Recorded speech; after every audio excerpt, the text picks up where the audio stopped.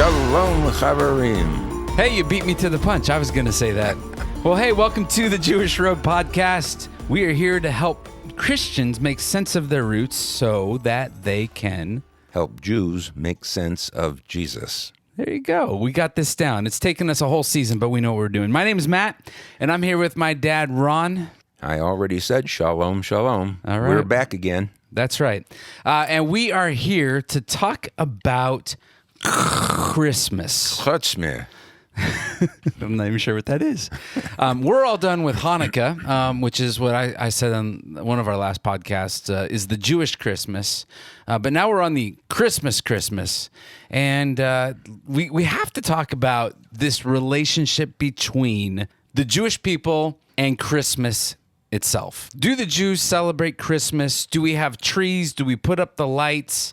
What was this like for you growing up as a Jew in your family? Like all of this stuff that is associated with it. Let's just do word association. I throw out the word Christmas and you think... No. Lots of things I thought you could have said, but that's not the one I thought you were going to say. It's not for us. It's not for us. Yeah. And you grew up with that. I grew up with it not being for us. I was told early on, he is not for us. So we didn't have a tree. We didn't have lights. And to tell you the truth, we didn't miss it. Right. There's been a change, though, from your generation to my generation. You were ingrained with that. Like, this is not for us. Santa Claus is not for us. Like, none of that. And you didn't feel like you were missing out. And I remember watching like the kids next door, Mark Bostic, and he got Nintendo and he got the Mike Tyson Punch Out. And I was very jealous, and like it was, those were the days. It's like when you're on a diet and everybody else is eating the cookies, you got to like, it was hard to be Jewish on Christmas. Yeah. Well, I remember when we moved to California, of course, there wasn't a problem in New York. Our neighborhood was predominantly Jewish. But in California, all my friends got 10-speed bikes. You grew up with this, and there is like a little bit of a story or even a stereotype that, well, what do Jews do on Christmas? And, for the most part... Well, we have our own holiday. We've created our own kind of Christmas, and for us Jewish people, Christmas was a time when we went to the movies and ate Chinese food. And that is the assumption that most people think is, well, that's what we do, and it's true. Do you remember the year where we thought, let's go to Disneyland on Christmas, right? It was a terrible choice. It was a really, really bad choice. We were living in Southern California, and we thought, this is the strategy going into it. All of the other kids in the world, they're going to be at home opening their presents. It'll be us and the Finkelsteins down the street, right? And we'll be the only ones who'll walk on any ride we possibly want, and we'll enjoy Disneyland for the day. Yeah, didn't work out that way. It was never more crowded.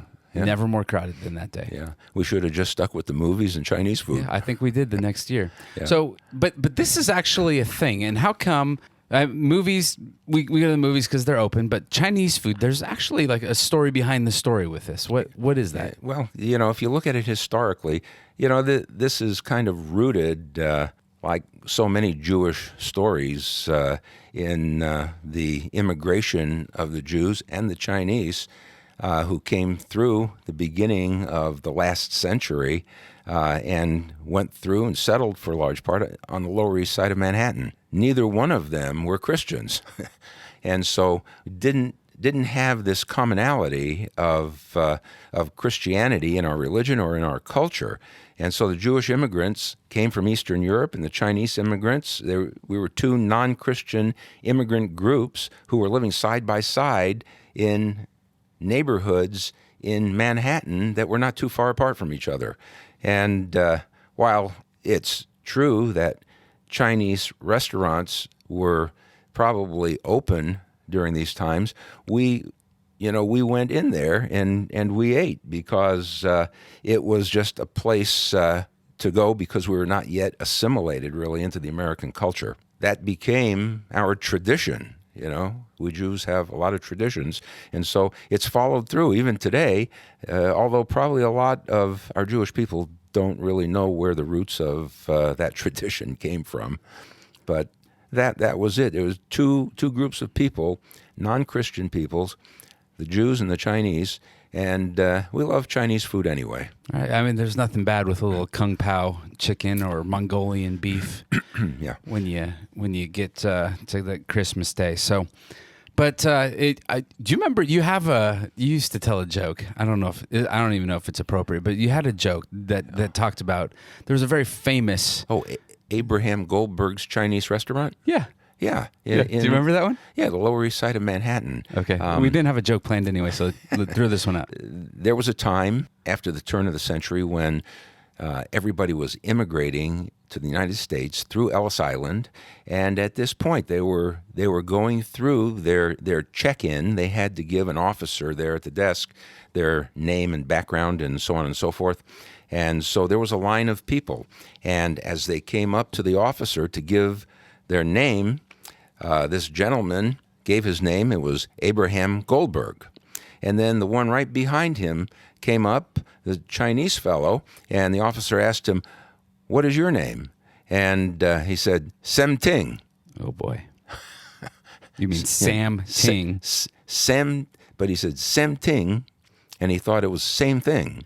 So he was named Abraham Goldberg, and he opened up Goldberg's Chinese food. That was great. Thank you. You're welcome. Yeah.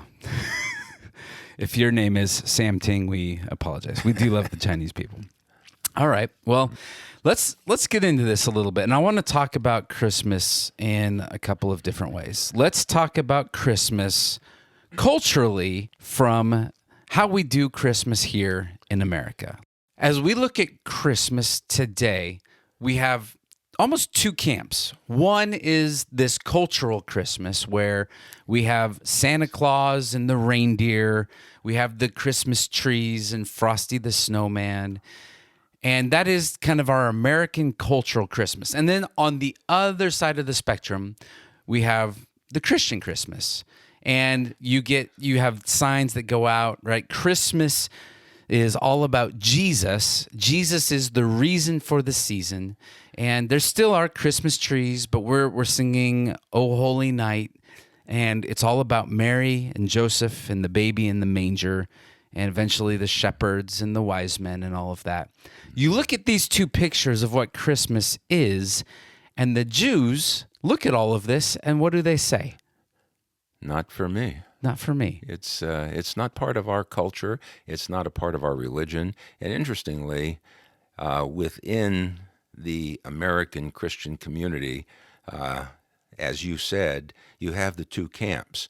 And one is a camp of those who truly believe and they're trying to celebrate the birth of the Messiah. And the other is the camp that may have some knowledge about this, but it's really just a family celebration. The Jewish people, they're looking at this and they're thinking, well, where do we fit? They don't really, neither one of these fit, so we're just going to watch a movie. We make up a third camp. And what is that third camp? That third camp is the camp of, this is not for us. It's totally fine that the Christians, and we don't even make a distinction between Gentiles who were true believers and Gentiles who were not true believers.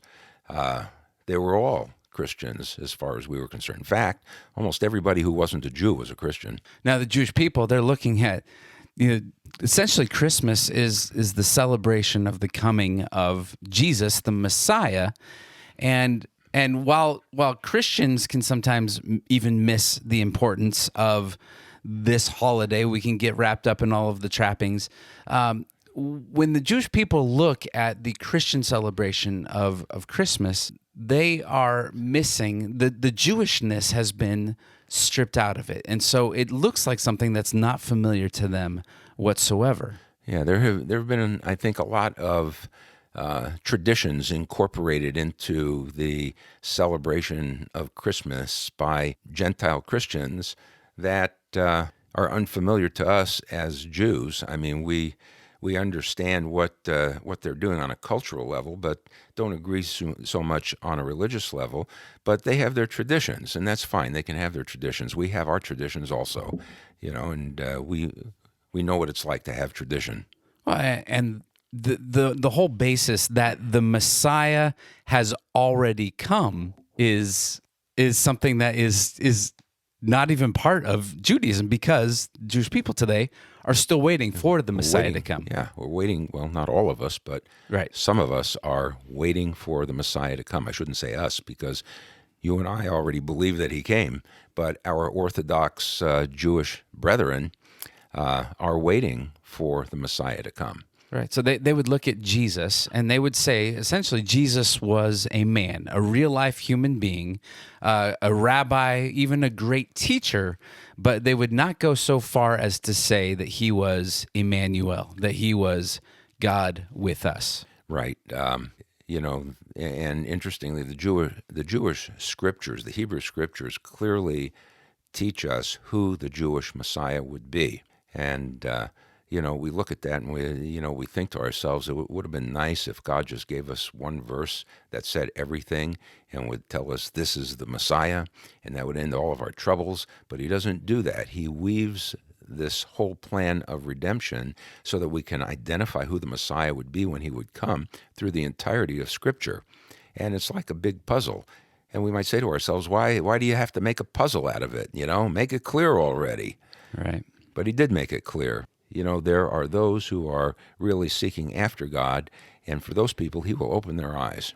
Yeah, you almost have to, there's some investigation and there's some work that has to be done in all of this. And so we get these questions around this time every year. In fact, what we did was we responded to this. We had a friend of ours who said, hey, I have some Jewish friends. We have a tennis court in our backyard, and we had some Jewish friends. They come over for pickleball, and we wanted to give them something that talked about Christmas from a Jewish perspective.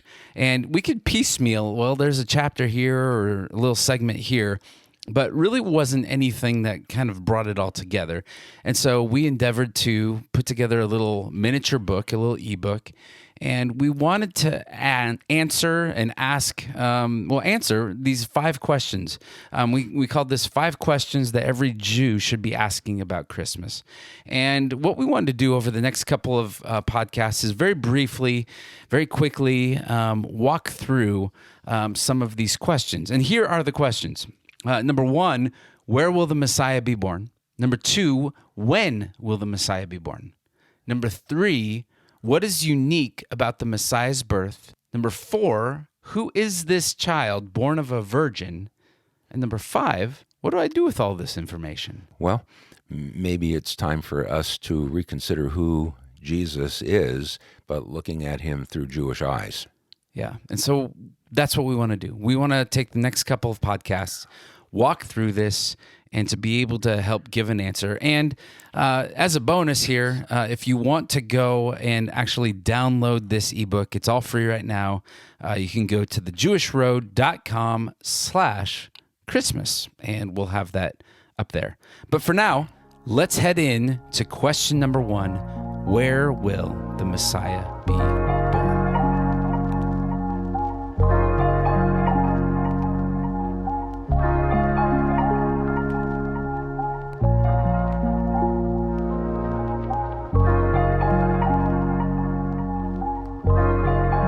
Where will the Messiah be born? Well, I would say that there are hundreds of prophecies in the Scriptures that speak to the coming of the Messiah, so that those who were looking for the Messiah and waiting for him would be able to know how to recognize him when he came.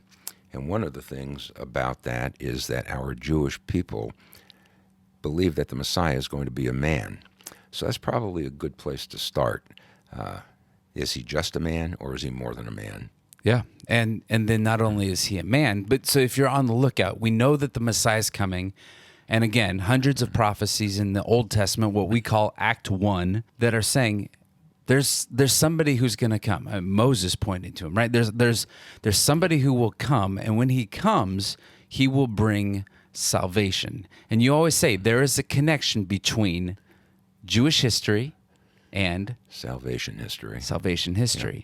And so we have that bridge right here in this man. And it would be interesting to point out also when we talk about that continuity between Jewish history and salvation history, I think between what has become the two religions of Judaism and Christianity, there has been a divide right there where we don't see anymore the continuity between Jewish history and salvation history or the coming of Messiah. Right, it's two histories essentially. Yeah, so they've become really two separate religions, but the bridge, the continuity between what the Hebrew Scriptures tells us to look for and the Messiah, when he came, fulfills, there is a bridge between those two, so there's a continuity there. And we need to put that continuity back into place. We need to build that bridge back again as to the Jewish history and the Messiah who was prophesied to come. Yeah, I feel like you almost have like the two cliffs, right? And people like you and I who are Messianic Jews, we are believers in Jesus, but we are culturally, ethnically, we're Jewish, that we're between those two gaps. We're in that chasm, and we have an arm stretched out to the Jewish people. We have an arm stretched out to the Christian community, and we're trying to pull them together, but there's so many forces pulling us apart that we're getting like stretched out further and further. And even as I say that, I mean, there are Jews today that are coming to faith in amazing and miraculous ways. Yeah, and a lot of Jewish people, young people in Israel, are even coming to faith. And so more than I could have even imagined in 1975 when I became a believer. So there is a sense in which Jewish people are recognizing who their Messiah is, that Yeshua, Jesus, is the Jewish Messiah. They've come to a settled conclusion on those things, but we still need to bridge that gap because so many, let me just say it outright, churches out there, majority are replacement theology. And so God is finished with Israel, and that creates that huge gap that we're trying to bridge. Yeah. Now, we asked the question, then we didn't do anything to answer it. So let's go back. Where will the Messiah be born? Now, you mentioned Bethlehem, and you don't even have to mention his name. Nope. Right? Bethlehem is this little town. It's still, I mean, it's not as little, but today it's part of the Palestinians there, or it's part of the Palestinian territories there. We've been there several times, multiple times, and you go there. You can go to the Church of the Nativity in downtown Bethlehem, and it's the place that was believed to be the spot. And you go there and you say to yourself, this feels nothing like what I thought it would be, because it's this big church right now. There's scaffolding there for years because they've been restoring the inside, and you have multiple denominations that are in there, and you get to stand in line for a long time, and you look in this little spot and you say, oh, that's it. What we like to do is we like to go out into the shepherd's fields. In fact, it reminds me, once we built a chicken coop and we called it Bethlehem. But that's sidetrack there for a second. But we go out into the fields and we tell this story. But this is the place that Yeshua, that's his name in Hebrew, Jesus. This is the place that Jesus was born. Now, Speaking of Bethlehem. Yes. Yeah. Yeah. Now, the backdrop here, what is happening in Bethlehem, Israel proper at the time? What's the landscape? Well, there's a great history that is taking place. You know, it reminds me of the scripture that says in the fullness of time, the Messiah would come. He would be born of a woman. And it was in this particular time that he came. And when he came, there was a fella who was in charge. We should take note. This was Herod, who was appointed king by Rome, and we should take note that he was a great builder. I mean, he was. You can look, throughout Judea, and you can see the Herodian palace and Masada, the Herodian fortress, and his massive work that he did on the Second Temple expansion, and Caesarea Maritima, Caesarea by the sea. Yeah.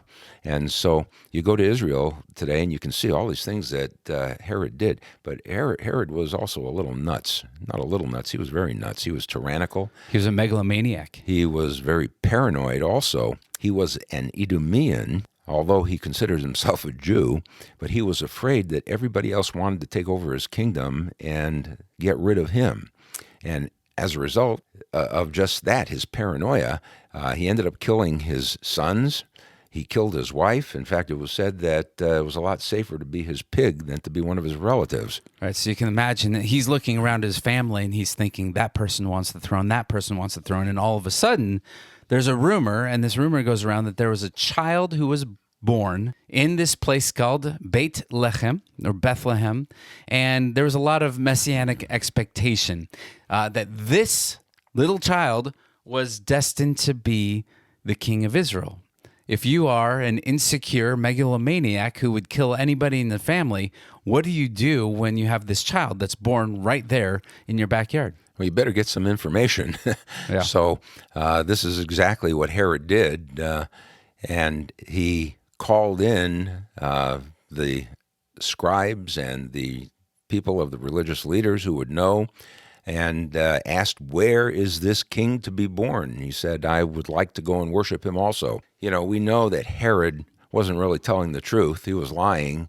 He didn't want to worship the king. He wanted to kill the king. The religious leaders, they knew where the scripture said he was going to be born, and that is Bethlehem.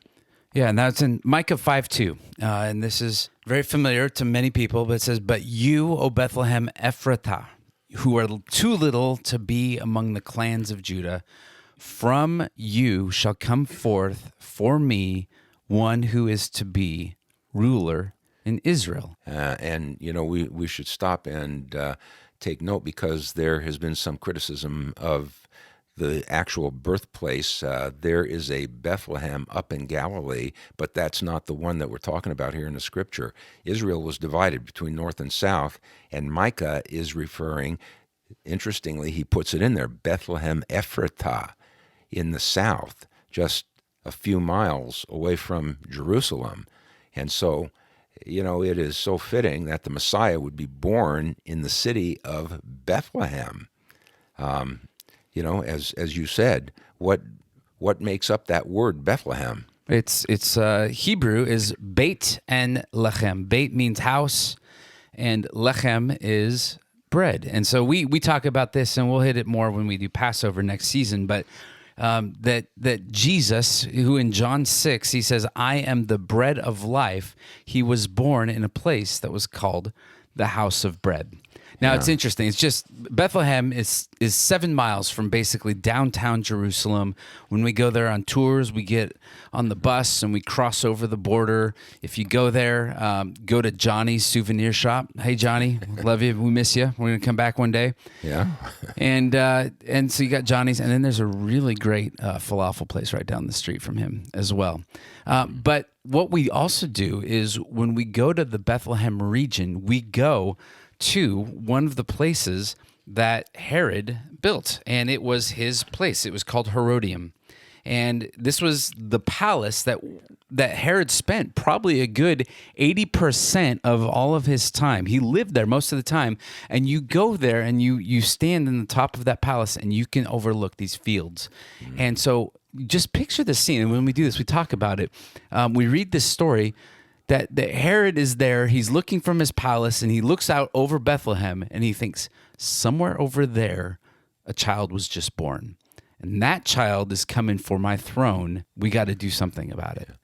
And interestingly, being so close to Jerusalem as it was, isn't there a place, the Tower of Migdal, where the shepherds would keep watch over the sheep in this particular area? Yeah, well, these sheep were specifically raised for the temple worship. So these were very special sheep, and there were practices associated with that. How do we care for the sheep? How do we ensure that they are going to be the best? They had to be perfect lambs, right? Without spot, without blemish. And when they were born, the shepherds up in this tower could watch and oversee these lambs who were born. And interestingly, when they were born, they were wrapped in these little strips of cloth, you might call swaddling strips, and the lambs would be carefully wrapped and observed, make sure that they are without spot and without blemish. So it was interesting when Yeshua, the Messiah, was born, shepherds found him in a manger. It's really a feeding trough, right? Yeah. And he's wrapped in these same swaddling strips. I mean, you would wonder, you would ask yourself, well, how would they find him? But when they saw him wrapped like that, they knew exactly who he was. Yeah. And so it's almost this picture of you have the two types of shepherds, right? You have the good shepherds that care for the sheep, and then you have this shepherd who's been appointed over by Rome over all of Israel, seeking to destroy this one sheep. And so really Herod goes in there and slaughters any baby there that's 2 years or less. Younger, yeah. Right? Take them out, knock them out. We want to make sure that there's no promise Messiah, no future king. It's going to be me. And upon hearing that news, that's when Joseph and Mary, they fled, they got out of there, right, and they went to Egypt. Right, which fulfilled another prophecy concerning the Messiah, saying that my son will come out of Egypt. But we should bring up something else that is really unique about the character of this one who was going to be born in Bethlehem. We referenced Micah 5:2, but we didn't finish the verse. This same prophecy of Micah 5:2 also said that his origin would be from long ago, from the days of eternity. From the days of eternity. That is an important statement, because the only one who existed from eternity past is God himself. That's right. And we'll talk more about that when we discuss the uniqueness of the birth of Messiah. So they go really from, Joseph and Mary are not from Bethlehem. They actually make their way down from the place where they really lived was Nazareth. So they go down to Bethlehem. Why? Because there's a census that's being taken. And they figured, hey, the census is being taken. They'll do that probably during a pilgrimage feast, right? All of the people, 3 times a year, we've talked about this, 3 times a year, the Jewish people have to make the pilgrimage. They ascend to the mountain, to the holy hill of Zion, to the Lord. And during this time, if there's going to be a census, let's make sure that we do it when everybody's there. This would, and we're not going to get into this, is December 25th the date or not? It's not. But a lot of people, we believe that if it were to take place, it's probably going to take place during the Feast of Tabernacles, which is a little bit earlier. It's generally in October. But that was during that time. But there was a Roman census that brought Mary and Joseph to Bethlehem. And it's interesting how the politics of the day just intervenes in the lives of Joseph and Mary, and God is really the one who is handling all of this and directing it. In Luke chapter 2, and you've heard this story told, but this is what it says. In those days, a decree went out from Caesar Augustus that all the world should be registered or taxed, essentially. This was the first registration when Quirinius was governor of Syria. Now all went out, and all went to be registered, each to his own town. And Joseph also went up from Galilee, from the town of Nazareth to Judea, to the city of David. Why? Because Joseph, he's a descendant of David. He's a descendant of David, yeah. Which also fulfills another thing. Yeah. That the Messiah, had to be a descendant from the line of David, from Judah. Yeah. So they went to the city of David, which is called Bethlehem, because he was of the house and lineage of David, to be registered with Mary, his betrothed, who was with child. Isn't that just such a coincidence? Yeah. All of these things come together. If that Roman decree didn't go forth, Joseph and Mary didn't go to Bethlehem, that baby would have been born in Nazareth. And that would have completely eliminated him from consideration as the promised Messiah of Israel. Just like our 5 questions in the ebook is barely scratching the surface.